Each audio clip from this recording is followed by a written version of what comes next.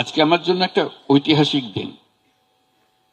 তোমাদের সঙ্গে সাক্ষাৎ পাওয়ার একটা বড় সুযোগের দিন।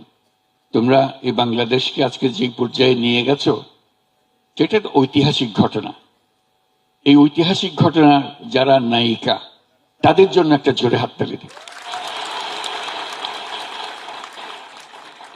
আমি হালকাভাবে বলছি না জিনিসটা। আসলে বাংলাদেশে যেটা হয়ে গেল, এটার নজির পৃথিবীতে খুঁজে পাওয়া যাবে না। বহু অভ্যুত্থান হয়েছে, বহু রকমের হয়েছে, কিন্তু এইটা একেবারে সম্পূর্ণ ভিন্ন রকমের এবং তোমাদের নিজেদের হাতে গড়া একটা জিনিস। এখানে কোনো বড় নেতা এসে তোমাদেরকে উদ্বুদ্ধ করে নাই যে এটা করতে হবে, এরকম প্রোগ্রাম দিতে হবে, কিছুই করে না।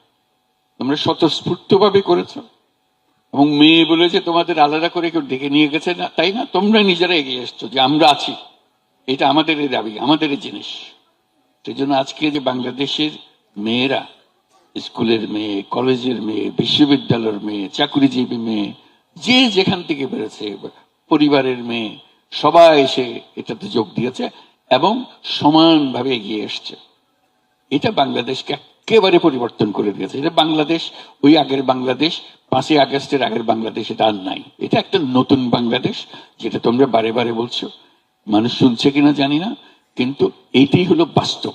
এই নতুন বাংলাদেশ আমরা গড়বই, এটা হলো আমাদের শপথ।